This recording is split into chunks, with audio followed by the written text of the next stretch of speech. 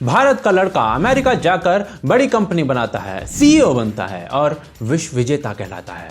भारत का वही बेटा भारत में रहकर विश्व की सबसे बड़ी कंपनियां चलाता है पर चोर कहलाता है।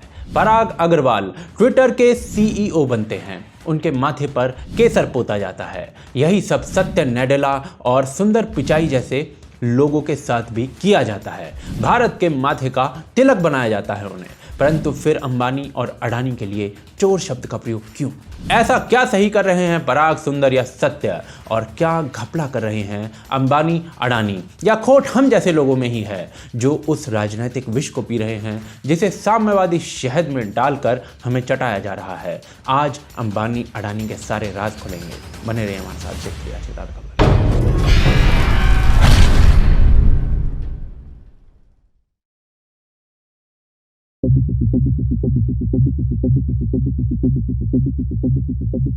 30 नवंबर 2021 ट्विटर का सीईओ जैक त्याग पत्र देता है और भारत की आईआईटी से पढ़ा हुआ एक भारतीय अमेरिका की एक टेक कंपनी का विश्व की राजनीति तक पर जो असर डालती है उसका सीईओ बन जाता है। यह कोई पहली घटना ऐसी नहीं है। इससे पहले गूगल के सुंदर पिचाई या फिर माइक्रोसॉफ्ट जैसी कंपनी के सत्य नाडेला ऐसा कर चुके हैं। लिस्ट बहुत लंबी है जिसमें एडोबे, आईबीएम जैसी टेक कंपनीज हैं। और सिर्फ टेक कंपनीज की ही क्यों बात करें, बैंकिंग से लेकर नासा तक हर जगह भारतीय मूल का भूरा रंग जो है वो पकड़ बनाए हुए है। लिस्ट इतनी लंबी है कि आपको ऐसे ही देखनी पड़ेगी। यह पूरी लिस्ट हर भारतीय को गौरव देती है क्योंकि भारतीय उन कंपनीज को चला रहे हैं जो विश्व को चला रही हैं, और इसे वो एक्सप्रेस भी करता है, चाहे वो एक इंडस्ट्रियलिस्ट हो या फिर वो एक कलाकार हो, गायक हो, और उसको ऐसा करना भी चाहिए। अचीवमेंट इंडिविजुअल हो सकती है किंतु विरासत साझी होती है। पाकिस्तान तक में जब लोग इस सूची से सीख लेने की बातें कर रहे हैं तो भारतीय तो इसे अपनी उपलब्धि मानेंगे ही। यह वो सूची है जिसे कांग्रेस के नेता तक गर्व के साथ ये कहते हुए मानते हैं कि इन लोगों को कांग्रेस ने ही बनाया है, लेकिन ये सारा गर्व धरा का धरा रह जाता है जब भारत के इंडस्ट्रियलिस्ट की जो है बात आ जाती है, अंबानी अडानी जैसे लोगों की बात आ जाती है। कैसे ये लोग गरीबों का खून चूस रहे हैं, यह बातें उदाहरण समेत हर व्यक्ति तक पहुंचाई जाती हैं। पॉलिटिशियंस, मीडिया सब अंबानी अडानी को इस देश का खून चूसने वाला साहूकार बनाने में लग जाते हैं। उदाहरण के लिए ममता बनर्जी जो अडानी से कल ही मिली हैं, उनके अनुसार अडानी मोदी के मित्र हैं और मोदी भूमि हड़पने वाला है। रोहिणी सिंह के अनुसार अंबानी और अडानी क्रोनी हैं और उनके ऊपर कही हर बात को कहा जाना चाहिए लोगों के द्वारा। यहाँ तक कि राहुल गांधी तक अंबानी और ऐसे 50 उद्योगपतियों को क्या क्या बोल चुके हैं वो सुनिए। पहला काम लैंड एक्विजिशन बिल को रद्द करना है। क्यों? क्योंकि वो जमीन हिंदुस्तान की जमीन, हिंदुस्तान के आदिवासियों की जमीन, किसानों की जमीन इन्हीं 50 लोगों को देना चाहते हैं। चाहे सूट बूट की सरकार जैसे नारे हों या किसान आंदोलन में जियो की सिम का विरोध करना, अंबानी और अडानी निशाने पर रहते हैं। लेकिन क्यों ये लोग भी वैसी ही इंडस्ट्री चला रहे हैं जैसी सुंदर पिचाई चला रहा है या फिर सत्य नाडेला चला रहे हैं, बल्कि बेहतर चला रहे हैं क्योंकि सुंदर पिचाई और पराग अग्रवाल सीईओ हैं एक विदेशी कंपनी के। अंबानी और अडानी खुद मालिक हैं एक देशी कंपनी के। तो क्यों गाली खाते हैं लोग, जानते हैं अगले अध्याय में।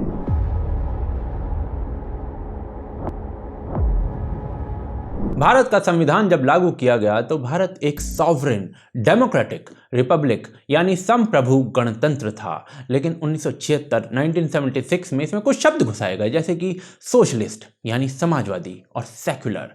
नेहरू जी प्रॉफिट शब्द से नफरत करते थे और इंदिरा जी का समय आते आते भारत में नारे लगने लगे थे, आधी रोटी खाएंगे इंदिरा को जिताएंगे। लेकिन राहुल गांधी जी ने इस नारे को बदल दिया 2014 के इलेक्शन से जस्ट पहले। आपका जो नारा है आधी रोटी खाएंगे वाला, उसको मैं बदलना चाहता हूं।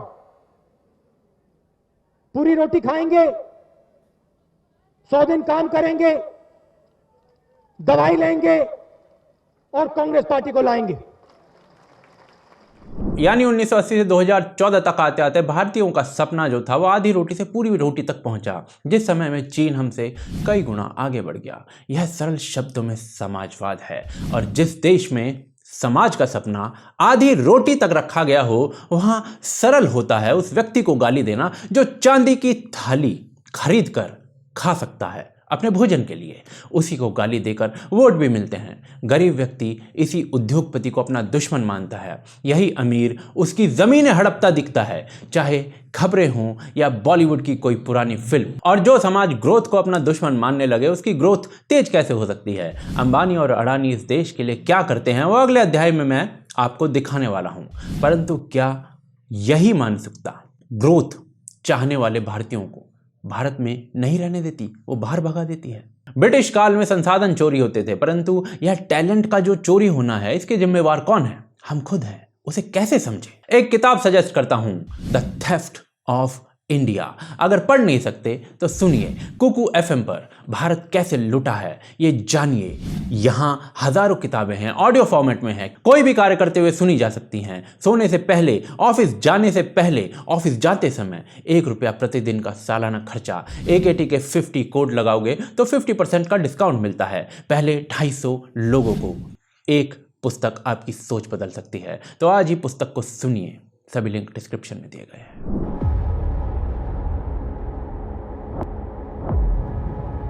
अडानी और अंबानी भारत के लिए क्यों आवश्यक है और क्या करते हैं, यह जानने के लिए भारत की 10 प्राइवेट कंपनियों को ले लेते हैं जो सबसे ज़्यादा रोजगार देती हैं।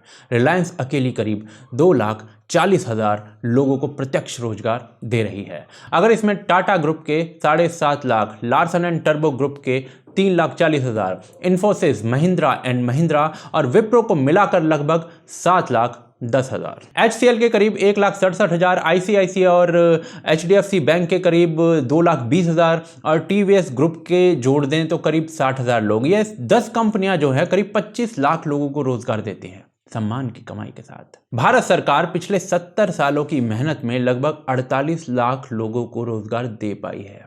इसका करीब 50% भारत की 10 बड़ी कंपनियां दे रही हैं। सोचिए, अगर आधी रोटी वाले समाजवादी नारे नहीं होते और 10 की जगह ऐसी 1000 कंपनियां होती तो क्या होता?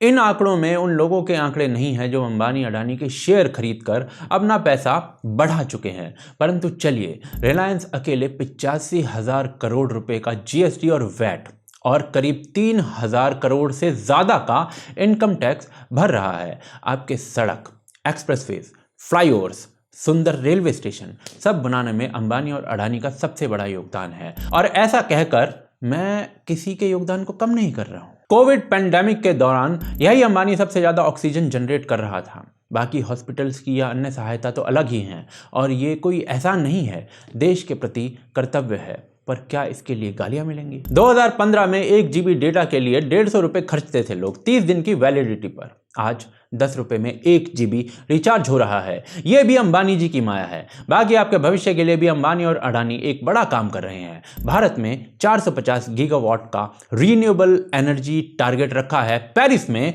2030 तक। इसमें से 100 गीगावाट सिर्फ अंबानी पूरा करने के मूड में है और अगले कुछ सालों में 75,000 करोड़ इस काम में लगाने वाले हैं। वहीं अडानी करीब 1.5 लाख करोड़ इस काम में लगाने वाले हैं 2030 तक। और यही कार्य आने वाले समय में भारत और विश्व के प्रदूषण और ग्लोबल वार्मिंग जैसी समस्याएं जो हैं उसकी दशा में शायद कुछ बदलाव लाए। लेकिन ये लोग फिर भी गालियां खाते हैं। दूसरी तरफ ट्विटर भारत में मुश्किल से 4,000 नौकरियां देता है। आपदा के समय सहायता के नाम पर अधिक कुछ नहीं है, लेकिन पराग अग्रवाल और सत्य नडेला हमारे हीरो हैं, जो कि हैं, पर उतने ही बड़े स्टार्स अंबानी और अडानी भी हैं। परंतु समय की आवश्यकता क्या है, जानते हैं अगले अध्याय में।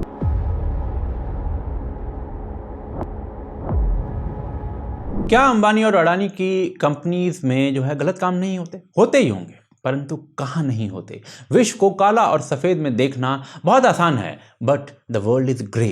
इसीलिए प्रधानमंत्री का यह बयान कि प्राइवेट सेक्टर के योगदान का अपमान नहीं सहा जाएगा, ये बहुत आवश्यक है। क्रिटिसिज्म जरूरी है, लेकिन एजेंडा से चलने वाला प्रोपेगेंडा शायद अब बंद हो जाना चाहिए। श्रम और उद्योग दोनों का सम्मान होना चाहिए। यूएसए में होता है, इसीलिए वहां का भारतीय मूल का लड़का कंपनी बनाता है तो स्टार कहलाता है, नहीं तो हजारों घरों को चलाने वाला भारत में आंखों पर बिठाया जाने की परंपरा रही है। लेकिन यह तब की बात है जब भारत के लिए सोने की चिड़िया जैसे शब्द प्रयोग में लाए जाते थे। आप इस पूरे मुद्दे के ऊपर क्या कहते हैं, आप हमें बता सकते हैं कमेंट्स के जरिए। ज़रिए। साथ ही साथ आप हमें सपोर्ट कर सकते हैं patreon.com और ज्वाइन बटन के थ्रू। इसके अलावा आप हमें ट्विटर, फेसबुक, इंस्टाग्राम पर फॉलो कर सकते हैं। आप इस स्टोरी के बारे में क्या सोचते हैं आप हमें ज़रूर कमेंट करके बताइए। आप देख रहे हैं आज की ताज़ा खबर। जय हिंद, जय भारत।